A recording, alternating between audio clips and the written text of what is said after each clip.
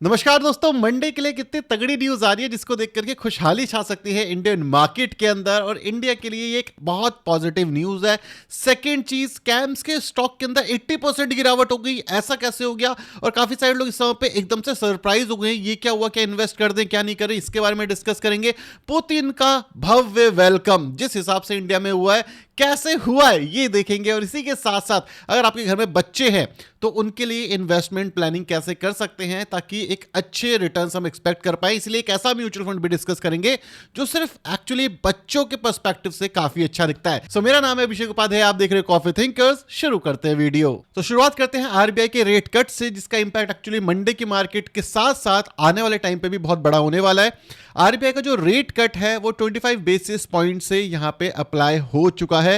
ये one of the best rate cut आप expect कर सकते थे आरबीआई की साइड से। और ये जो आरबीआई का रेट कट है ये आपके लिए कैसे गिफ्ट की तरह काम करेगा, इसके बारे में डिस्कस करेंगे। उससे इंडियन स्टॉक मार्केट को क्या बेनिफिट होने वाला है, इसके बारे में भी डिस्कस कर लेते हैं। आप ये समझो, जब भी रेट कट होता है तो ये किसी भी इकोनॉमी के लिए ना एक बहुत अच्छी बात होती है, अगर वो इकोनॉमी सेंसेबल हो, जो कि इंडियन पर्सपेक्टिव से काफी अमेजिंग दिख रही है। क्योंकि इंडिया की जो ग्रोथ स्टोरी है आज भी इंटैक्ट है। इंडिया की ग्रोथ स्टोरी क्या है कि इंडिया यहां से नेक्स्ट सुपर पावर बनेगा। क्या ये 1 साल 2 साल 5 साल में होगा? नहीं, ये आने वाले काफी लंबे समय तक होता हुआ दिख सकता है। लेकिन यहां पे जो रेट कट है ये इसके अंदर एक मेजर रोल अदा करता हुआ दिखेगा।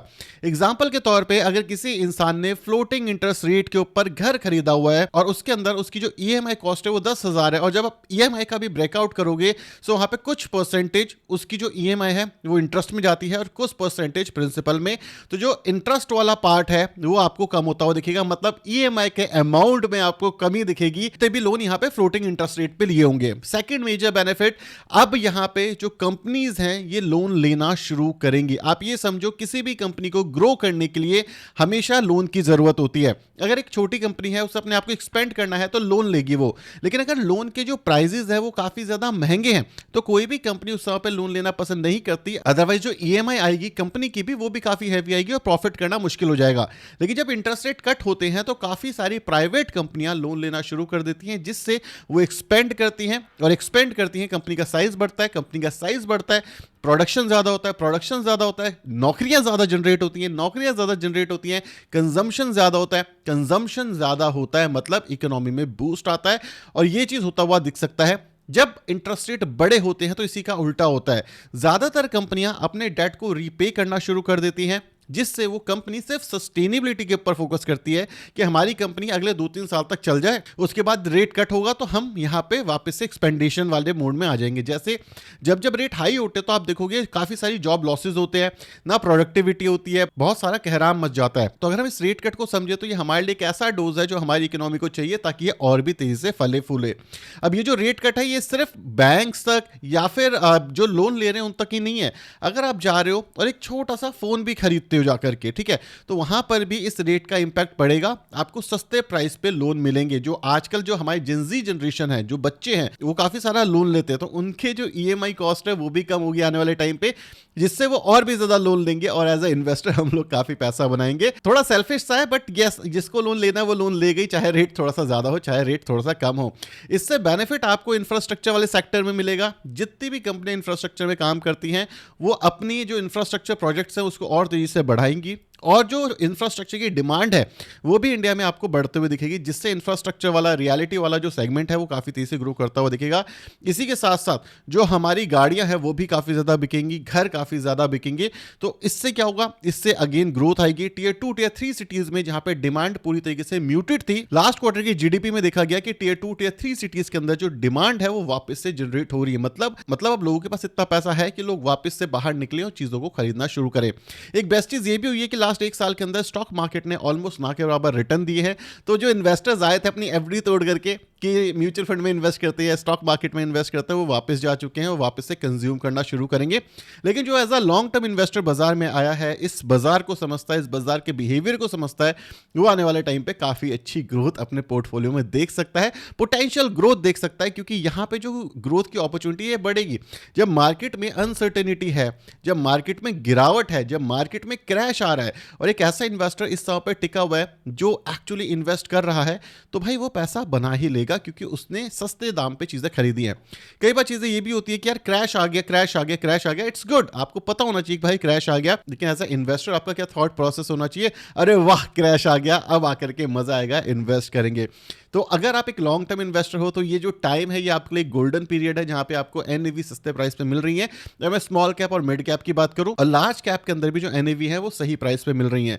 सो अगर आप अगले 10 साल 15 साल तक इन्वेस्टेड रहना चाहते हो तो शायद ये एक ऐसा पीरियड है जब आप पीछे देखोगे तो आप बोलोगे रेट कट भी हुआ उस साल हमें जीएसटी के अंदर भी कट मिला, सैलरी भी 12 लाख तक कोई भी टैक्स नहीं देना था, तो गवर्नमेंट ने कितना सारा काम करा हमारे लिए, जिस वजह से मार्केट में बुल रन आया और मैं टिका हुआ था उस समय पे बुल रन के अंदर, और मैंने यहाँ पे पैसा बनाया। तो चाहे मंडे के लिए हो या इसका इंपैक्ट अगले 4-5 महीने में जो मार्केट में दिखेगा, आपके लिए एक पॉजिटिव साइड ही बन जाता है। अब बात करते हैं फेड के रेट कट की। मोस्ट प्रोबेबली हो सकता है कि जो फेड का रेट कट है वो काफी ज्यादा जल्दी होता हुआ दिखे, जिस वजह से डॉलर के अंदर एक वीकनेस देखने को मिली, जिस वजह से हमारा जो आईएनआर है जो 90 पार हो गया था वो वापस से ऊपर आया। अब अगर फेड का रेट कट नहीं होता आने वाली मीटिंग्स के अंदर, तो आप ये मान लो आईएनआर वापस से गिरेगा, जो थोड़ी सी तकलीफ आपके लिए पैदा कर सकता है। लेकिन लेट्स सी, मोस्ट प्रोबेबली अगर फेड रेट कट कर दे तो इंडियन पर्सपेक्टिव में हमारे लिए और अच्छा होगा, डॉलर और ज्यादा वीक होगा, आईएनआर और ज्यादा स्ट्रांग होगा। अगली न्यूज तो काफी ज्यादा सरप्राइजिंग है मेरे लिए। सेबी ने बैन कर दिया है एक इन्फ्लुएंसर को, साठे जी को, जिन्होंने 546 करोड़ के आसपास का बढ़ा करके पैसा कमाया है। अब साठे जी बेसिकली कर क्या रहे थे, क्या ये गलत काम कर रहे थे? एक्चुअली ये गलत काम कर रहे थे। ये क्या गलत काम कर रहे थे?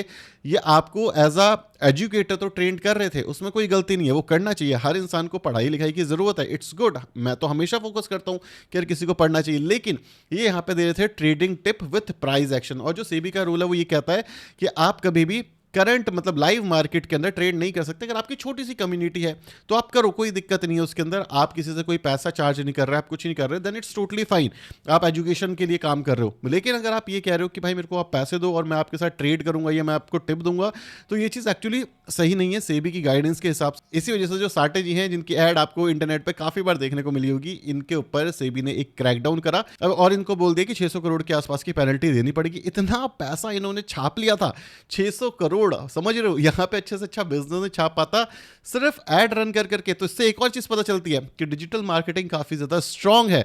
और दूसरी चीज, अगर आप अच्छा काम करोगे तो शायद आपको कोई देखना भी पसंद ना करे, लेकिन अगर आप गिमिक प्रोडक्ट बेचोगे कि जल्दी से रिच हो जाओ, तो आपको शायद लोग पैसे दे करके आपकी जो जाल है उसमें फंस भी जाए। It is what it is. India के अंदर ऐसी होता है, अगर कोई नॉर्मली अच्छी चीज़ें आपको सिखाएगा तो आप बोलोगे अवॉइड करो, लेकिन कोई आपसे पैसे लेकर के वही फालतू चीज़ सिखा देगा तो बोलोगे कि नहीं इट इज़, ये अच्छी चीज़ है, राइट? तो इसको और ज़्यादा नहीं खींचते। अब बात करते हैं कैम्स की। कैम्स की अगर हम बात करें तो कैम्स में 80% जो स्टॉक है वो गिर गया। क्यों गिर गया ये चीज़ आपको कोई नहीं बता रहा कि जो कैम्स है वो 1:5 के रेशियो में स्प्लिट हो गया है। अगर हम कैम्स की बात करें तो कैम्स क्या था, करीब 5,000 के आसपास ट्रेड कर रहा था, फिर इसके अंदर थोड़ी सी गिरावट आई करीब 40% के आसपास की ना शॉर्ट रन, और उसके बाद जो स्टॉक है फैब 2025 के बाद से रिकवर करने की कोशिश कर रहा था, एंड देन डिसाइड किया गया कि इस स्टॉक को स्प्लिट कर देते हैं। स्टॉक स्प्लिट का बेसिकली मतलब क्या है? सपोज करो आपके पास 100 रुपए हैं और आप चाहते हो कि भाई 100 रुपए बाजार में लगे रहें, लेकिन 100 रुपए का ना छुट्टा नहीं मिल रहा आपको, और 100 रुपए लेने वाले भी नहीं, आपको जरूरत 50 रुपए की है। तो इस सिचुएशन में क्या होगा, जो 100 रुपए का नोट है उसको आप बोलोगे एक काम करो 25-25 के ना 4 नोट कर दो। अब 25-25 रुपए के तो छुट्टे भी मिल जाएंगे आपको, बाजार में जाओगे सामान भी मिल जाएगा, ज्यादातर लोग ले भी लेंगे 25 रुपए। तो बस यही हुआ है कि ये जो स्टॉक था 5,000 का या फिर 4,000 के आसपास का, इसको 1:5 के रेशियो में स्प्लिट कर दिया गया। जो आपको एक बहुत बड़ा ग्रीन डंडा दिख रहा है, ये कुछ नहीं है, ये बस प्राइस है, मतलब लिक्विड ऑफ स्टॉक्स बढ़ गया, स्टॉक की लिक्विडिटी बढ़ गई, और यहाँ पे जो स्टॉक है वो गिरता हुआ दिखा, बट एज सच 2-3% की गिरावट रियल टर्म में हुई है। अब ये हुआ क्यों है? पहली चीज, क्योंकि जब 5,000 का स्टॉक है और इंडियन इन्वेस्टर 5,000 रुपए डालने नहीं चाहता कि स्टॉक में, उसकी तो एसआईपी अमाउंट 5,000 है, तो जो लिक्विडिटी होती है स्टॉक की वो कम हो जाती है। मतलब ज्यादातर लोग ये स्टॉक अफोर्ड ही नहीं कर पाते 5,000 रुपए का एक स्टॉक। तो जो ज्यादा कंपनियां हैं, जो चालू कंपनियां हैं, वो क्या करती हैं, वो अपने स्टॉक के प्राइजेस 100 रुपए के अंदर रखती हैं, 500 रुपए 1,000 रुपए के अंदर रखती है, ताकि लोगों को लगे ये सस्ता स्टॉक है। लेकिन लॉजिकली साइकोलॉजिकली तो ये बहुत अच्छा काम करता है, बट फर्क ही नहीं पड़ता। आप 100 रुपए इन्वेस्ट कर रहे हो, 100 रुपए में चाहे आपको एक स्टॉक मिले, चाहे आपको 100 रुपए में 100 स्टॉक मिल जाए, लेकिन अगर कंपनी अच्छा करेगी, स्टॉक प्राइस ऊपर जाएगा, तो आप 10% में उतना ही कमाओगे। मतलब अगर 100 रुपये का 10% बढ़ गया तो कितना बढ़ा? 10 रुपये। तो चाहे आपका एक स्टॉक 10% बढ़े या 100 स्टॉक 10% बढ़े, एक्चुअली जो वैल्यू है वो तो 100 रुपये ही है जो आपने इन्वेस्ट करी थी। बट साइकोलॉजिकली लोगों को लगता है मेरे पास ज़्यादा शेयर आ गया, मतलब ज़्यादा बढ़िया चीज़ है, बल्कि ऐसा होता नहीं है। ये सिर्फ एक तरीका है जिससे रिटेल इन्वेस्टर पार्टिसिपेशन बढ़ा लें अपने स्टॉक के अंदर। प्राइस कम दिखती है तो रिटेल इन्वेस्टर पैसा डालता है, इसलिए स्प्लिट किया गया। और कैम्स में ऐसी कोई दिक्कत नहीं दिख रही। अगर स्टॉक मार्केट में बुल रन आएगा तो कैम्स वापस से ऊपर जाना शुरू कर देगा, तो ऐसी कोई डरने वाली बात नहीं है। अगली अगली न्यूज की बात करें तो भाई पुतिन हमारे देश में आते हैं, भव्य वेलकम किया जाता है। वाराणसी के जो लोकल्स हैं उन्होंने आरती करी पुतिन के फोटो को लगा करके, मतलब एक्स्ट्रा ऑर्डिनरी तरीके से भव्य वेलकम किया गया है पुतिन का कि आ गए, थैंक यू सो मच, आप आए, ये वो। हर किसी की अपनी ट्रेडिशन होती है, हर किसी को अपनी ट्रेडिशनल तरीके से वेलकम भी करना चाहिए, बट हर किसी की फोटो लगा करके आरती कर देना, उनको इतना सर पे चढ़ा लेना, कितना सही है कितना गलत है ये तो आप ही मुझे बता सकते हो। पहले हमने ट्रंप की करी तो भाई ट्रंप ने हमारे पीठ पे छुरा भोंक दिया, अब हम पुतिन की कर रहे हैं। इनडायरेक्टली देखा जाए तो पुतिन डील करने की कोशिश कर रहा है पाकिस्तान के साथ। हमारे मासूम लोग आकर के आरती पूजा किसी की भी करना शुरू कर देते हैं कि भाई ये इंसान आया है, ये कुछ करके जाएगा। यार ये जो प्रेसिडेंट प्राइम मिनिस्टर होते हैं दूसरे देश के, ये आते हैं, ये सिर्फ ट्रेड डील के ऊपर काम करते हैं कि भाई हम कैसे एक दूसरे का बेनिफिट उठा सकते हैं। अगर इंडिया को देखा जाए तो हम नेट इंपोर्टर हैं रशिया से, और हम ज़्यादा एक्सपोर्ट नहीं करते। पुतिन ने बोला है कि ये जो डील है इसको हम ऐसा बनाएंगे कि आप एक्सपोर्ट भी कर पाओ, ये वो। But as of now Putin के लिए हम एक मार्केट है, हमारे रिलेशंस बहुत अच्छे हैं। जब बुरे टाइम था तब भी रशिया ने काफ़ी सपोर्ट किया, वर्बली, वैसे नहीं, इनडायरेक्टली नहीं, लेकिन फिर भी हमारी एक बहुत बड़ी मार्केट है जो हर कोई चाहता है, चाहे वो अमेरिका हो चाहे वो पुतिन हो। तो किसी की पूजा करना, पाठ करना कितना सही है कितना गलत ये आप मुझे बता देना, लेकिन हमारे देश के लोग बड़े मासूम हैं, जिसकी बोल दो उसको फोटो लगा करके आरती करनी शुरू कर देते हैं। अब बात करते हैं कैसे म्यूचुअल फंड की, जिसको बच्चों के लिए ना काफ़ी बढ़िया माना जाता है आज की डेट में। रिसेंटली एसबीआई ने अपना म्यूचुअल फंड लॉन्च करा है जिसका नाम है SBI magnum children benefit fund investment plan direct growth. ये फंड काफ़ी अच्छा बढ़िया लग रहा है। क्यों अच्छा लग रहा है और क्यों ये बच्चों के लिए स्पेशली काफ़ी बढ़िया है, इसके बारे में डिस्कस करते हैं। सबसे पहले अगर मैं मैक्सिमम पे जाऊं तो इसकी जो एनएफओ आया है, ये आया था 2020 में। 2020 से आज तक 35% के सीएजीआर से ये रिटर्न्स दे चुका है। पास्ट रिटर्न है, फ्यूचर में गारंटी नहीं करेगा फॉर श्योर, लेकिन देखा जाए तो काफ़ी बड़े small cap, mid cap, even काफ़ी अच्छे फंड से ज़्यादा अच्छे रिटर्न्स इस म्यूचुअल फंड ने दे दिए हैं अभी तक। ये बच्चों के लिए क्यों अच्छा है वो इसके पोर्टफोलियो में दिखता है, लेकिन अगर हम बात करें इस म्यूचुअल फंड का जो एक्सपेंस रेशियो है वो 0.86% के आसपास है, शार्पन रेशियो 0.62 और कैटेगरी एवरेज से काफ़ी कम दिखता है। बट यस, एसबीआई का बैकिंग अच्छी है, सस्ते में डाल रहे हैं, और 35% के रिटर्न एक्स्ट्रा ऑर्डिनरी रिटर्न है। लास्ट एक साल के 10% के रिटर्न बेंचमार्क को भी बीट करता है ये। सो यहाँ पे हुआ क्या, अगर हम इसको कंपेयर करें इसके कंपटीशन से, जैसे एचडीएफसी का तो डिटेल ही नहीं है, but ICICI prudential children fund से तो इसने काफ़ी आउट परफॉर्म करा है। और ये जो फंड है ये अगर आप देखोगे बेंचमार्क से आउट परफॉर्म तो कर ही रहा है, लेकिन पोर्टफोलियो बहुत अच्छा है। अगर हम बात करें इसके फंड की पोर्टफोलियो की, इक्विटी के अंदर 81% के आसपास पैसा डाला है, कैश 17% के आसपास इनके पास है, ट्रेजरी बिल्स में 0.2%। कैश इक्विवेलेंट ये सिर्फ तभी होता है जब इन्हें लगता है कि भाई अब हमें इन्वेस्ट करना है या हेज करना है, तब काम आता है, इसलिए अच्छी चीज़ है। मिसलेनियस के अंदर food packaging, textile, diversify chemical, private banks के अंदर इनकी मेन होल्डिंग है। टॉप स्टॉक्स अगर आप देखोगे तो ये कुछ इनके टॉप स्टॉक्स हैं जो कि इन्होंने अपने पोर्टफोलियो में रखे हुए हैं। मुथूट फाइनेंस, एसबीआई, इन्होंने काफ़ी अच्छे रिटर्न्स दिए रिसेंटली, जिस वजह से यहाँ पे एक अच्छी ग्रोथ हुई। लेकिन एसबीआई है और अदानी पावर आपको दिख रहा है, क्यों रखा हुआ है अदानी पावर को, नो वन नोज। मतलब काफ़ी सारे ऐसे स्टॉक्स हैं क्यों रखे हुए हैं, but no one knows. But anyhow, अगर हम बात करें इस म्यूचुअल फंड की, तो ये म्यूचुअल फंड्स किसके लिए अच्छे हैं और डिटेल एनालिसिस चाहिए तो आप मुझे बता देना। ये जो एसबीआई का म्यूचुअल फंड है ये बच्चों के लिए स्पेशली बनाया गया है, क्योंकि इसका जो पोर्टफोलियो है ये मेजॉरिटी ऑफ द केसेस में large to mid cap category के स्टॉक्स के अंदर ही आपको इन्वेस्ट करता हुआ दिख सकता है। Large and mid cap category के म्यूचुअल फंड की तरह आप इसे एक मान सकते हो। अगर हम बात करें ये फंड क्यों बच्चों के लिए अच्छा है, क्योंकि ये फंड लॉन्ग टर्म ट्रेजेक्टरी के लिए है, कम से कम रिस्क लेता है। और जब भी हम बात करते हैं बच्चों की प्लानिंग की तो हम एफडी कराने की कोशिश करते हैं। पुराने जितने लोग हैं एफडी कराते थे, काफ़ी लोग एलआईसी ले लेते थे बच्चों के नाम पे कि 2-2 हज़ार रुपये हम इन्वेस्ट करेंगे और आने वाले टाइम पे मज़ा आ जाएगा। तो ये फंड बच्चों के लिए काफ़ी अच्छा है, लो रिस्क, एक डिसेंट रिटर्न्स के आसपास आएगा, 12-13% के आसपास। अगर आप चाहो तो निफ्टी को भी कंसिडर कर सकते हो, लेकिन जो flavour large cap, mid cap और स्मॉल कैप का वो फ्लेवर इसके अंदर एज ऑफ नाउ नहीं मिलेगा आपको निफ्टी के अंदर। तो इसलिए ये म्यूचुअल फंड काफ़ी ज़्यादा बढ़िया है। अगर आपके कोई बच्चे हैं जो कि 2 से 5 साल के बीच में हैं, आप चाहते हो कि उनकी हायर एजुकेशन के लिए लिए मेरे को 1-1.5-2 करोड़ रुपए चाहिए होंगे। इन्फ्लेशन को अगर हम एडजस्ट कर दें, जैसे अगर इंडिया के अंदर भी बात करें तो एजुकेशन काफ़ी तेज़ी से महंगी हो रही है। तो बेस्ट सिचुएशन है कि बच्चों के लिए यहाँ पे 2,000-3,000 की जो एसआईपी है वो करनी शुरू कर दी जाए। अगर बच्चा पैदा हो गया तभी से अगर हम शुरू करें तो 20 साल के बाद सेम आसपास के रिटर्न्स पर 1.5 से 2 करोड़ रुपए में मिल जाएंगे, जो कि 20 साल के होते बच्चों के लिए एक बहुत अच्छा कॉर्पस है, क्योंकि वो रैट रेस से निकल जाएंगे कि ज़रूरी नहीं है कि भाई तुम्हें जॉब करनी है तो वहाँ पास ये करोड़ रुपए, एक काम करो आप जाके अपना बिजनेस करो, आप जाओ अपॉर्चुनिटी एक्सप्लोर करो, आप जाओ आपको जो मन है वो करो।